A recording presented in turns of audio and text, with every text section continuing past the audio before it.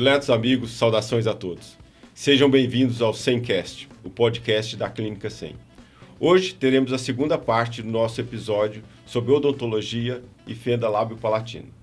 Doutora Alessandra, presente à mesa. Muito obrigada, Anderson. Doutora Bianca. Obrigada, é um prazer estar aqui novamente. Prazer é nosso, doutora. Doutora Rejane. Muito obrigada novamente pelo convite. Eu que agradeço a presença. A gente havia falado no episódio passado sobre o uso de placa. Esclarecemos algumas dúvidas. E agora vamos abordar o tema de ortodontia no tratamento da fenda lábio-palatina. Tá?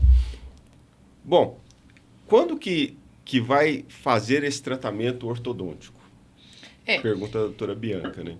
Então, o tratamento ortodôntico é uma continuidade do tratamento de ortopedia funcional dos maxilares.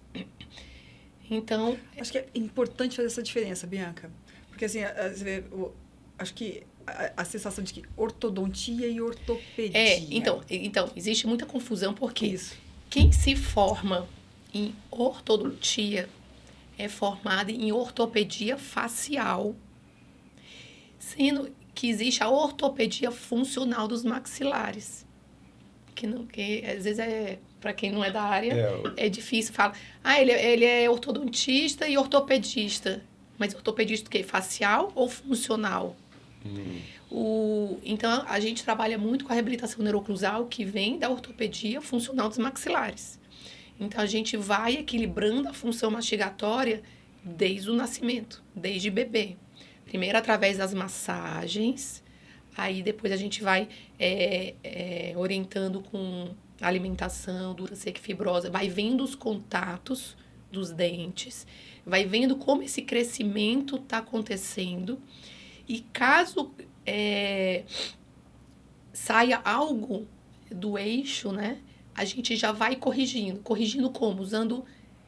Existem várias ferramentas. Existem as pistas diretas e indiretas. As diretas são resinas compostas que a gente coloca e direciona a oclusão para onde a gente quer. Se a mandíbula está para trás, a gente coloca uma pista para jogar a mandíbula para frente. Se um dente está cruzado, a gente faz com que o golpe da mandíbula jogue esse dente que está cruzado para frente. E vai utilizando as resinas para direcionar o movimento que a gente quer.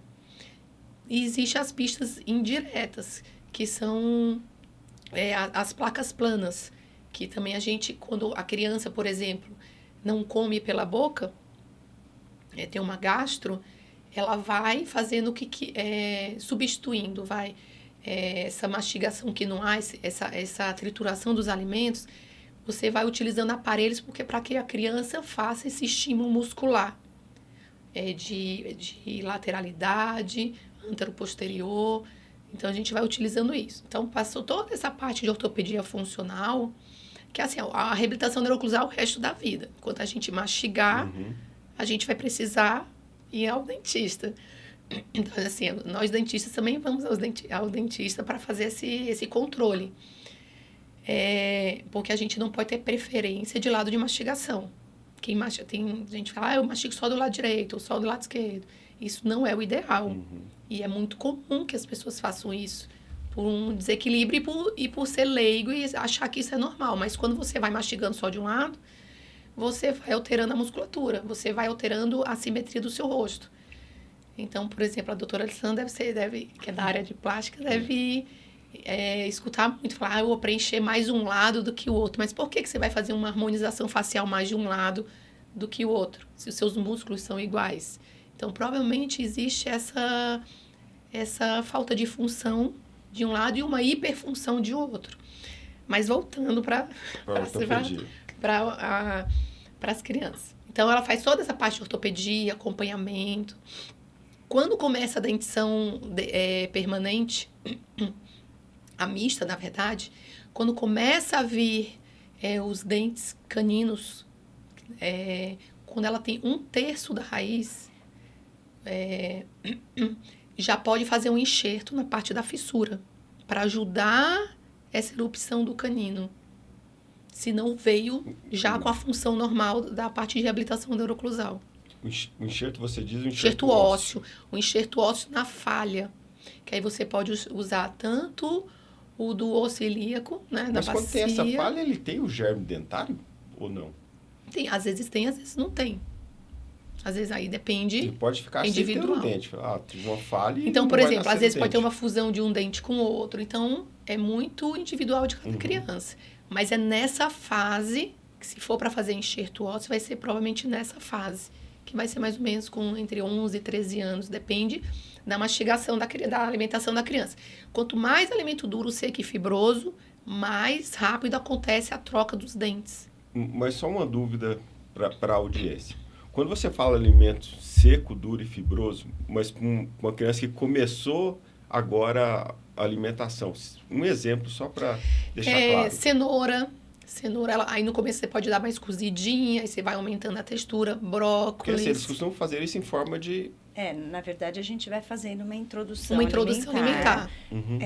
Com diferentes consistências. Isso. Você começa com uma consistência pastosa. Pastosa e vai aumentando. Você nunca pede para liquidificar o alimento quando você inicia a introdução alimentar. A não ser em casos específicos que há alguma necessidade, tá? Mas, normalmente, o que você faz? A partir dos 6 meses vai fazer a introdução alimentar. Então, a gente orienta a mãe. Olha, você vai fazer uma comidinha, vai cozinhar esses alimentos, tá? E você vai machucar com o garfo, por exemplo. Você não vai triturar. Não vai bater Por no quê? liquidificador. Porque Nem peneirar. você precisa estimular essa propriocepção da cavidade oral do bebê. Porque ele sempre recebeu uma coisa líquida, que escorregava. Agora, ele está recebendo uma coisa que tem uma consistência diferente do líquido. Então, ele tem que trabalhar essa propriocepção para ele aprender a lidar com isso. Então, é interessante porque quando o bebê com fenda começa a mamar, começa a sair leite pelo nariz. Conforme vai indo os dias, os meses, a mãe fala assim, não sai mais leite pelo nariz. Sim, porque ele aprendeu a lidar com esse alimento dentro da boca dele. Agora, ele já controla, não sai tanto. Quando começa a introdução alimentar, volta, às vezes, essa De sair Essa macarrão A pelo mãe, nariz. mas está saindo pelo nariz. Calma, que ele vai adaptar essa cavidade oral para esse tipo de alimento. Muito bonito esse E aí, movimento. gradativamente, você vai deixando de machucar esse alimento, deixando esses alimentos mais em pedaços maiores, pedindo para a mãe não cozinhar tanto a cenoura agora, já começa a deixar mais durinha, até que chega no alimento duro, seco e fibroso.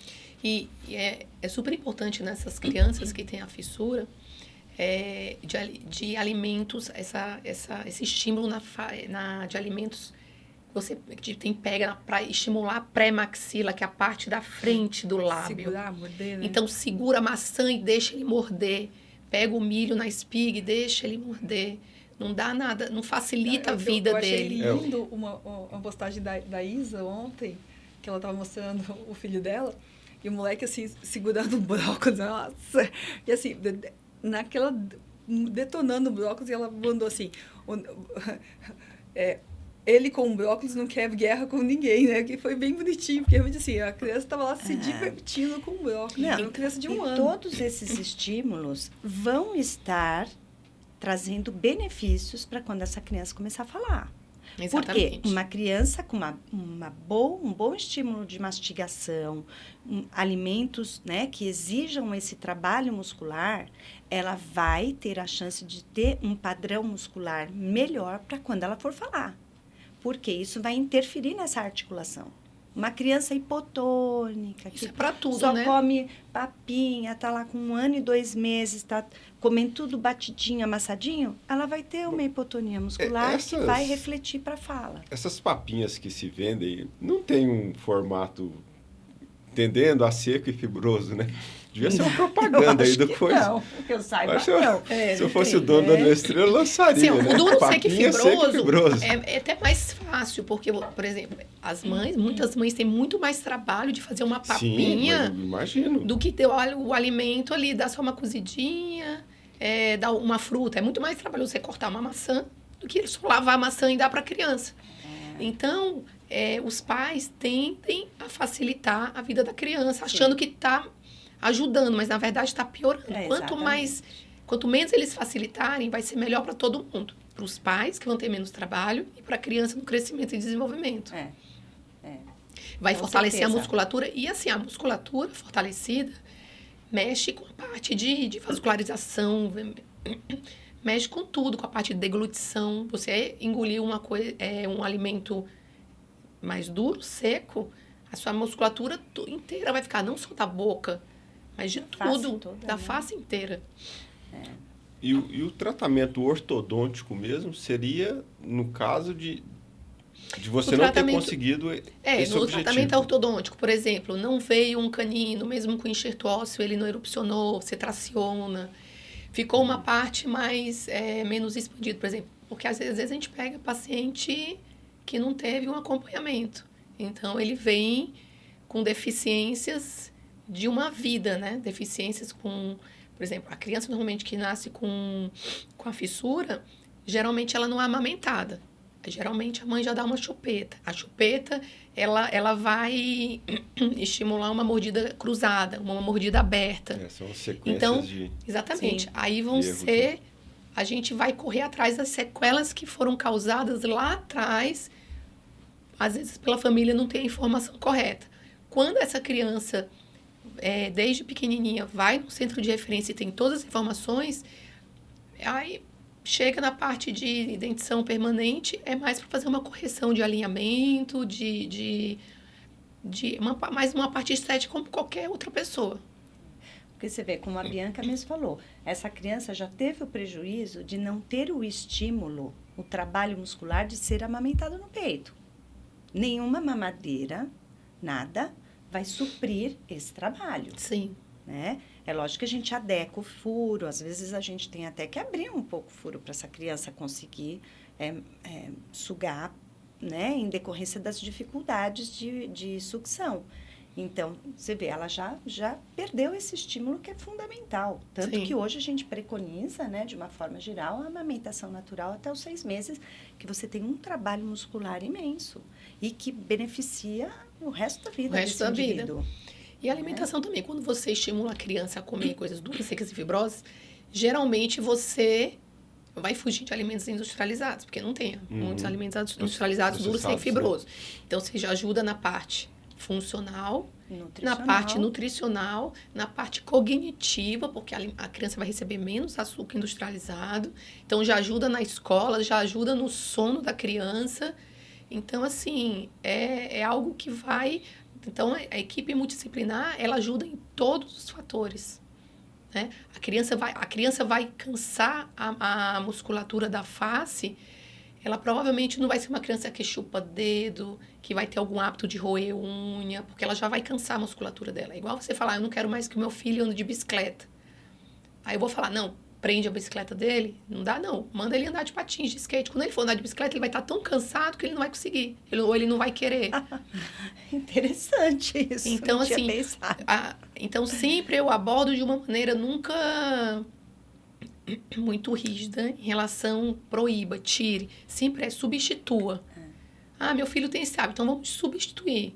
Não simplesmente tirar, até porque a gente está numa época de educação neurocompatível, de acolhimento. Então, a gente aborda os pais de uma maneira bem mais... Esses pais precisam de muito acolhimento, Isso, porque né? ele já vem cheio de dúvidas. Será que meu filho... Porque assim, nasce com alguma anomalia, será que vai ter algum problema cognitivo? Será que vai ter isso? E quando eles estimulam a criança... é muito comum no consultório a criança que eu trato com fissura tem menos problema que o irmão, que não tinha problema nenhum, mas a mãe meio que deixou de lado porque focou só no que tem fissura. Então, é muito comum isso. Bom, voltando a esclarecer que cada doente vai ter a sua história, né? Sim. Cada um vai ter as suas complicações. E a gente podia só revisar esses marcos, né? Os marcos principais do tratamento, desde que de uma forma muito rápida, né? Antes das nossas considerações finais.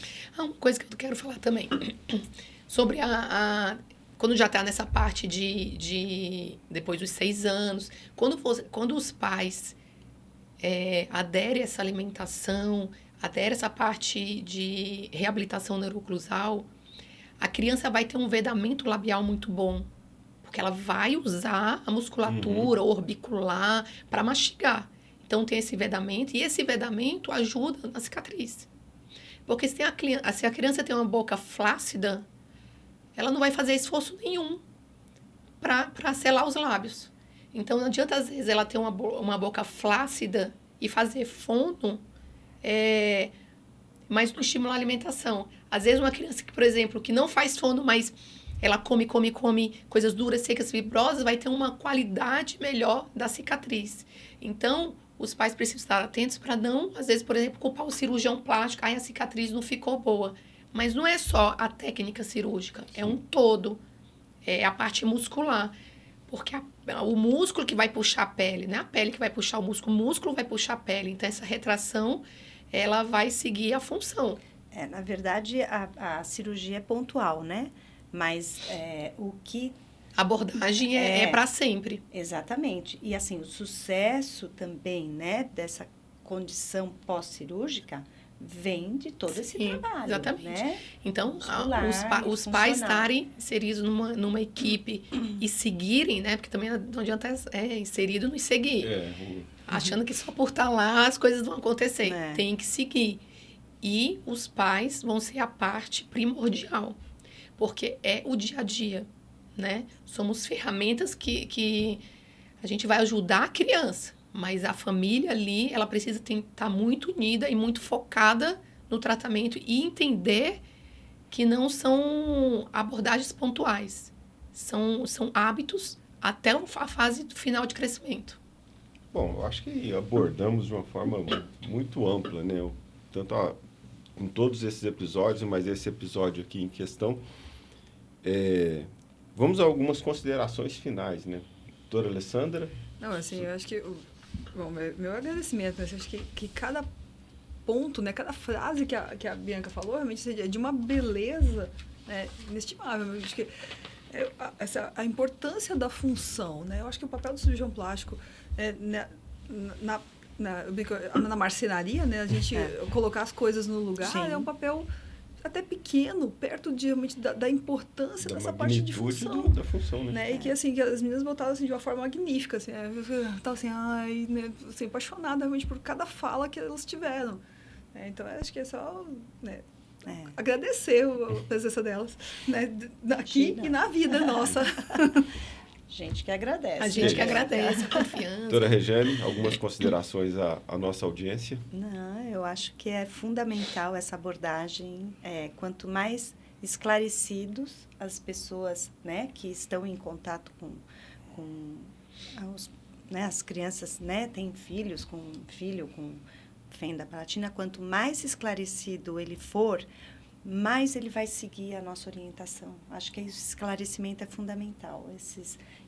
Explicar, mostrar, dar a importância, né? Mostrar a importância da orientação, de seguir a orientação é super importante. E que os pais não esqueçam que eles precisam também se cuidar, precisam, às vezes, encontrar outros pais para conversar sobre o assunto, não se sentir isolados, ver essa criança como algo especial na vida deles e que é uma missão de vida e para celebrar cada vitória, cada passo e saber que eles estão amparados pela gente, com a nossa orientação e que estamos todos unidos pelo bem desse bebê. Sim. Que vai se tornar um adulto e vai ficar nosso amigão. Uma observação minha. Tudo que foi falado aqui não é que seja simples de ser realizado, tá? Mas são atitudes realmente que são, comparada a toda a complexidade da doença, muito simples. Você ter uma alimentação adequada, fazer, às vezes, uma massagem para a ortopedia funcional da criança, tá? Alimentar essa criança, entender que às vezes sai um pouquinho de leite no nariz, vai ser comum, independente, exatamente, inclusive, se tem ou não. Eu acho que a importância desse episódio, é justamente esclarecer isso ao ouvinte, à população. É que os hábitos, né, os hábitos diários são muito importantes. Sim. São muito importantes. Higiene oral, então, sujou o nariz com algum alimento, limpa com soro. que não precisa se assustar, porque, na verdade, quando os pais recebem essa notícia, eles se assustam. Ai, como é que vai ser? Quantas cirurgias? Exato. Só penso Na complexidade, na complexidade. de todo o processo. Mas o muito dia a simples. dia é tão importante quanto, Sim. né? Eu acho que são esses pequenos passos diários aí que vai levar a um resultado excelente. Exatamente. E que vai interferir na vida da criança totalmente. Por isso que esse acolhimento é fundamental, né, para o Bom, bem-estar dessa criança. Gostaria de agradecer a presença de vocês. Muito obrigado. Gostaria de agradecer a nossa audiência e até o nosso próximo episódio do Semcast. Muito obrigado a todos.